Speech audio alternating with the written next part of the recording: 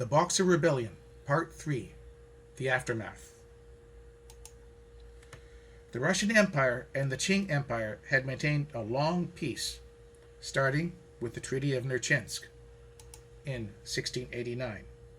But Tsarist forces took advantage of Chinese defeats to impose the Aigun Treaty in 1858 and the Treaty of Peking in 1860, which ceded formerly Chinese territory in Manchuria to Russia,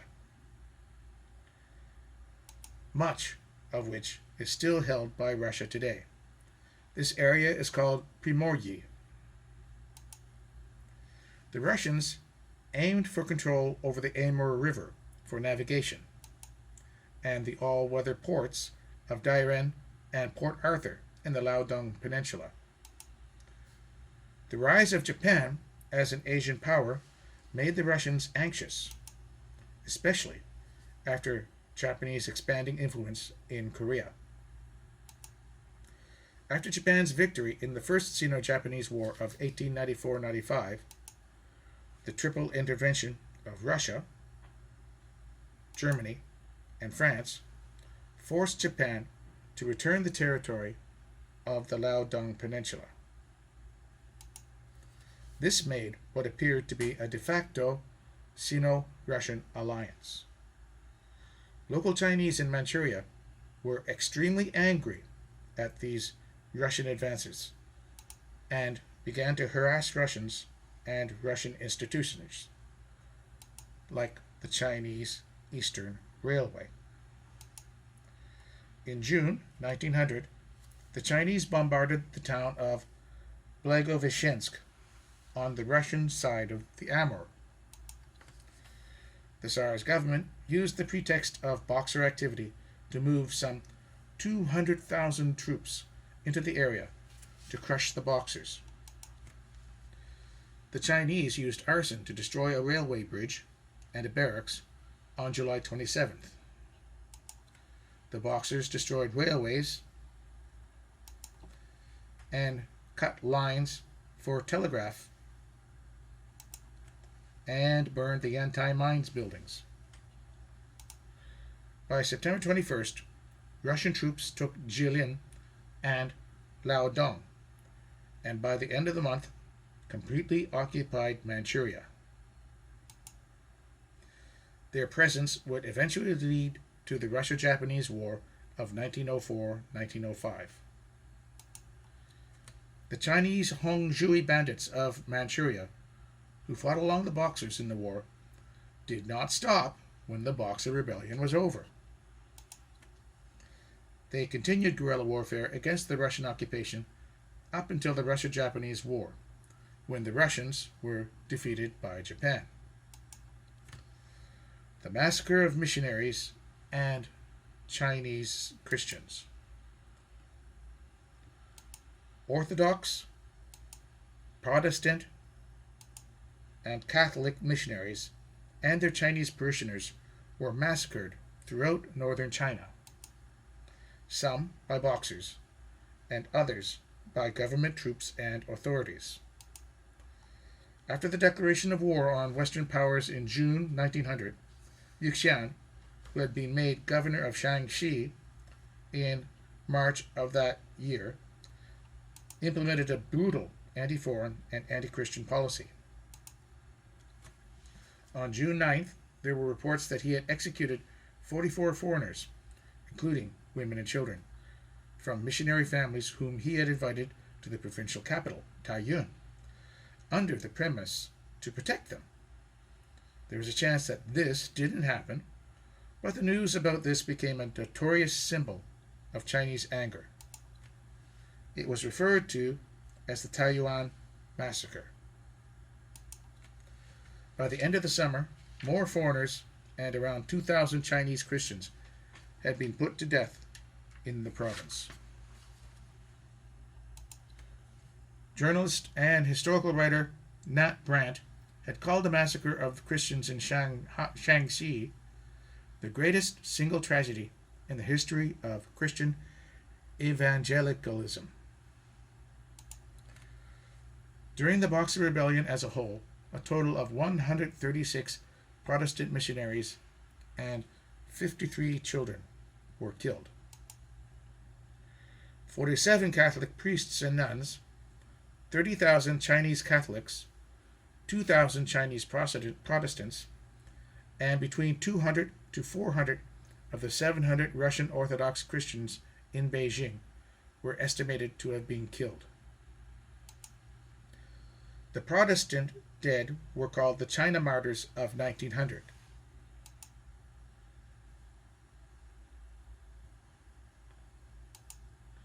The 220 Russian Orthodox Chinese martyrs that were recognized, including Saint Metrophanes, were canonized as new martyrs in 1902. Here is an icon of the holy Chinese martyrs of the Orthodox Church. The Boxers murdered Christians in 26 prefectures. When this was known, it would anger Chinese moderates, surviving Chinese, and foreigners alike, and they would want payback and to bring justice against the Boxers.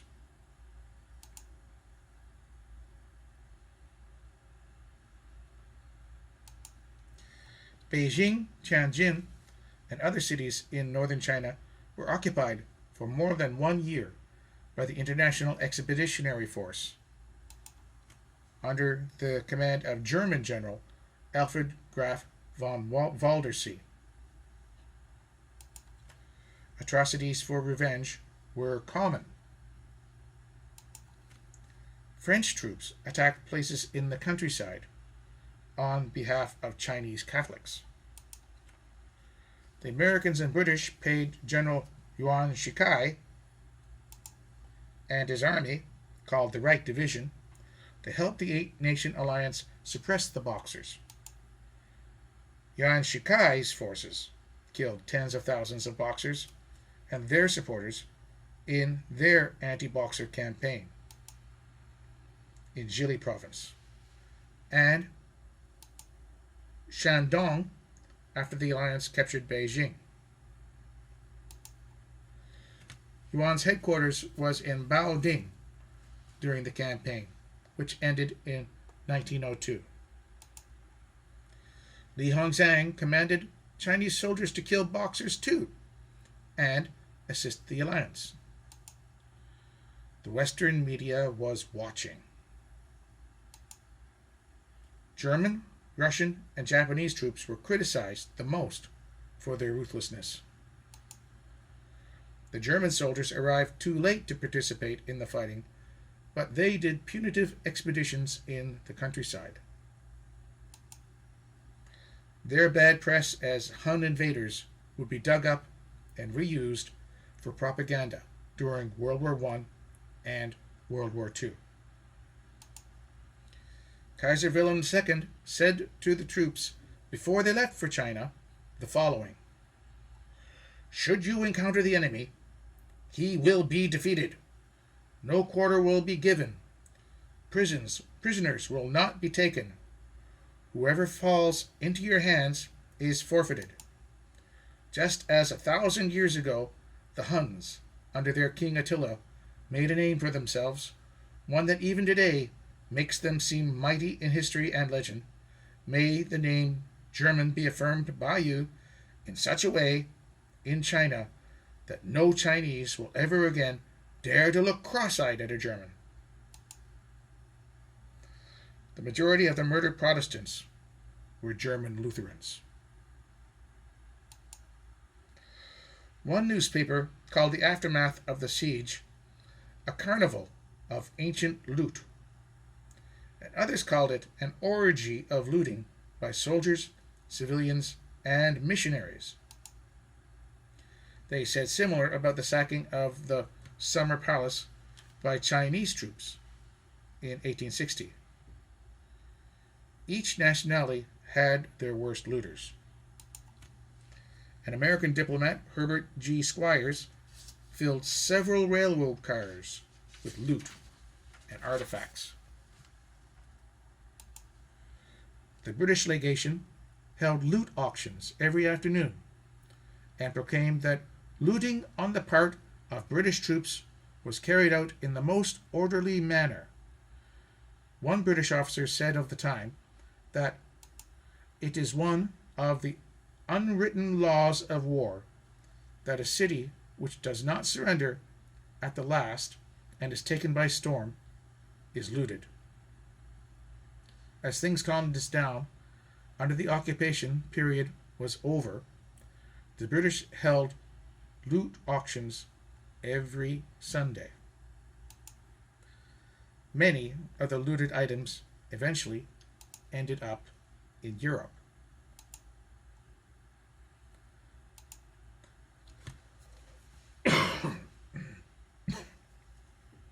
The Catholic Baitang, also known as the North Cathedral, was a sales room for stolen property.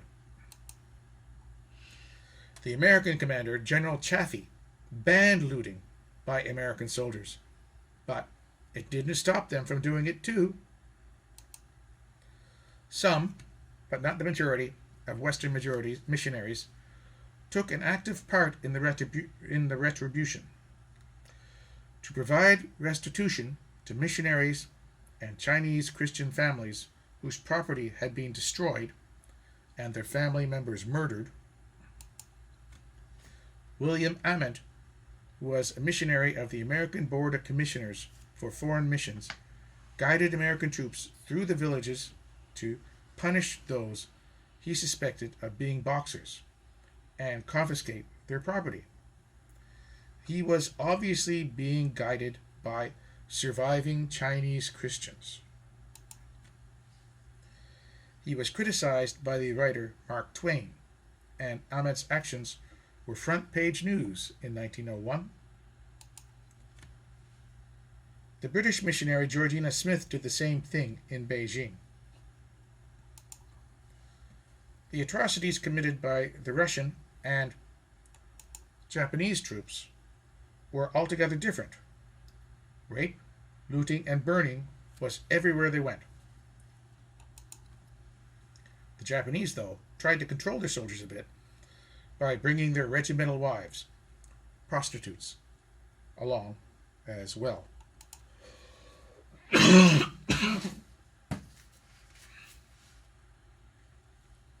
Many bannermen supported the Boxers and shared their anti-foreign sentiment. The German minister von Ketteler was assassinated by a Manchu officer.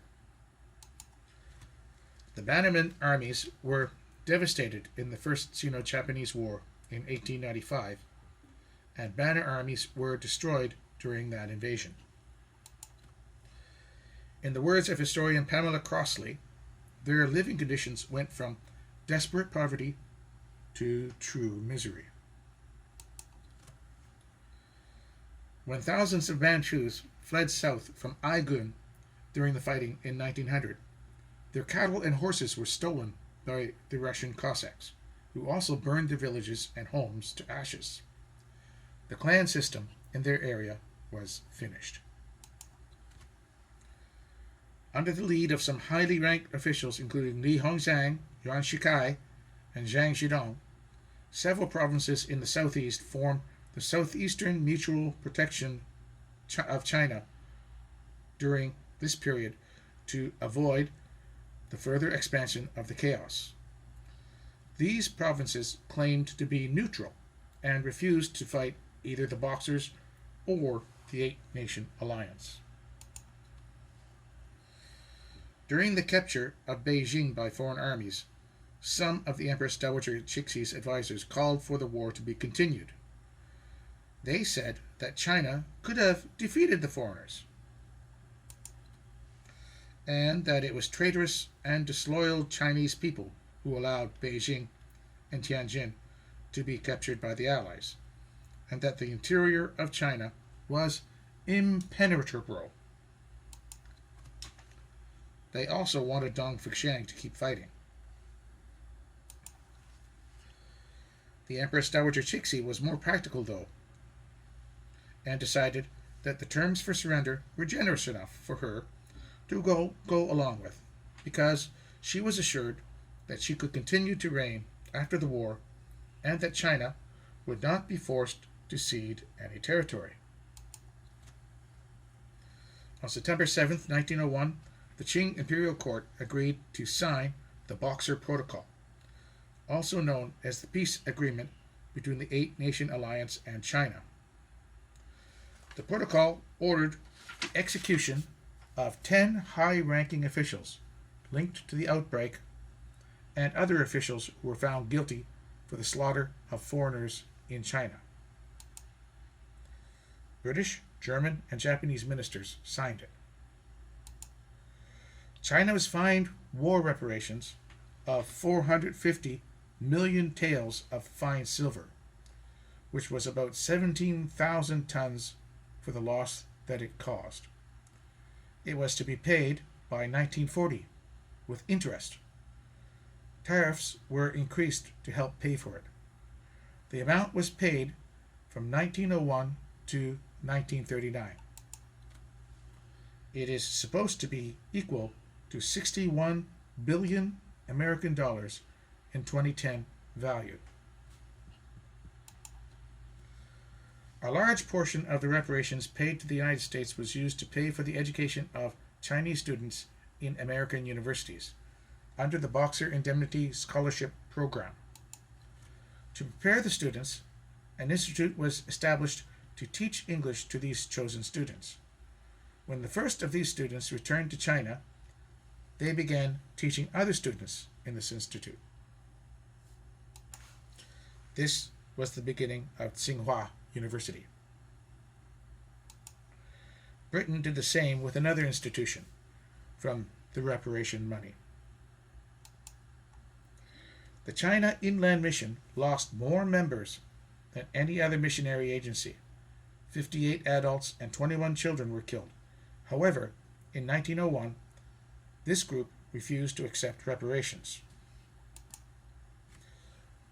The Belgian Catholic vicar wanted foreign troops garrisoned in Inner Mongolia, but the governor refused. General Dong Fuxiang's Muslim troops threatened Catholics there, but that may be questionable. The Qing government did not give in to all of the foreign demands. The Manchu governor Yu Qian was executed, but they would not execute the Han General Dong Fuxiang, although he was blatantly guilty of encouraging his troops to murder foreigners and Chinese Christians. Empress Dowager Cixi directly intervened when the alliance demanded him executed. He was just fired and sent back home. Instead, Dong lived a life of luxury and power in exile in his home province in Gansu. When he died in 1908, all of his honors which had been stripped from him were restored, and he was given a full military burial. The long-term consequences. The European great powers finally gave up their ambitions of colonizing China, having learned from the Boxer Rebellion that the best way to deal with China was through the ruling dynasty, instead of trying directly with the Chinese people. This was showing the adage, the people are afraid of officials. The officials are afraid of foreigners.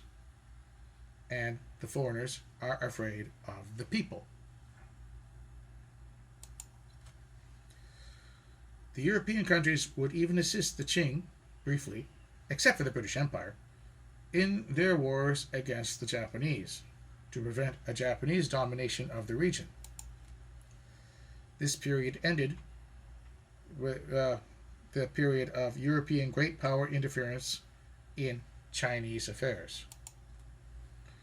The Japanese replaced the Europeans as the dominant power in their war against the Boxers, as well as their previous status following their first Sino-Japanese War.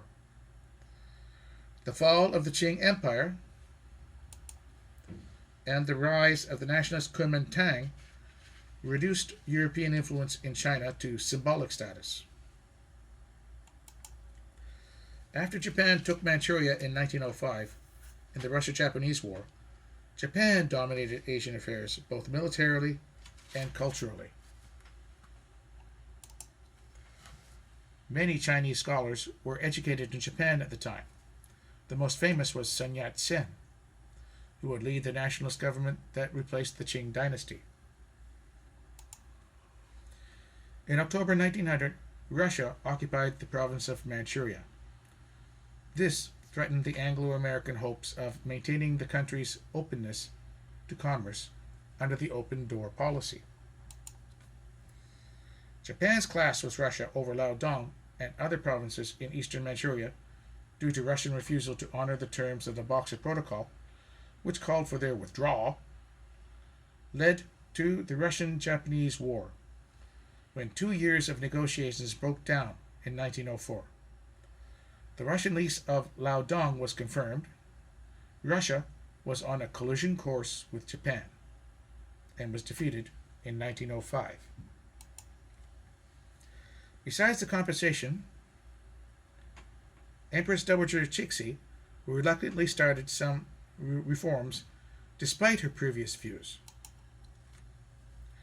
Under her reforms, known as the New Policies, started in 1901, the imperial examination system for government service was eliminated, and as a result, the system of education through Chinese classics was replaced with a European liberal system that led to a university degree.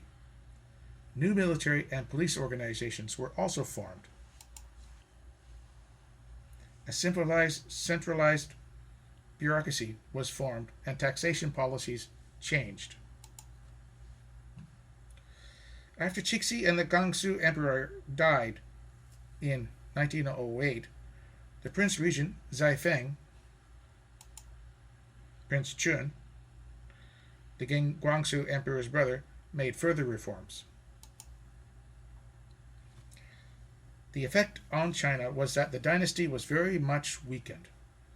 Its national defense capabilities were also weakened. The government structure was temporarily supported by the Europeans. It further deepened huge differences between northern Chinese anti-foreign royalists and southern Chinese anti-Qing revolutionists. This would lead to a chaotic warlord era in which the most powerful northern warlords were hostile towards the revolutionaries in the south, who overthrew the Qing monarchy in 1911. The rivalry was not fully resolved until the northern warlords were defeated by the Kuomintang's 1926-28 Northern Expedition. Before the Boxer Rebellion, all anti-Qing movements, like the Taiping Rebellion, were successfully suppressed by the Qing. President McKinley's decision to send 5,000 American troops to fight the Boxers marked the beginning of the modern presidential war powers. He sent them without consulting Congress, or even declaring war. Presidents had previously used force against non-governmental groups that threatened U.S. interests and citizens. It was now used against recognized governments, since part of the Qing government supported the Boxers without following the Constitution's provisions about who was to declare war. In Taiwan and Hong Kong, history textbooks describe the Boxers as irrational.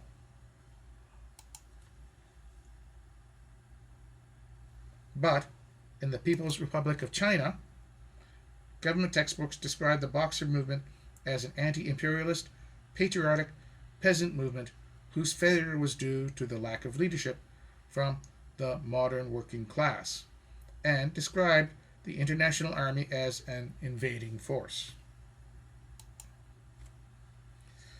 The attitudes eventually changed, with some people calling the Boxers nationalistic, while others reject this, since the Chinese nation had not been formed yet. either nationalist or communist. They are now seen more as criminal, whose actions caused so much suffering to the Chinese people, and that they are a national shame that the Chinese people cannot forget.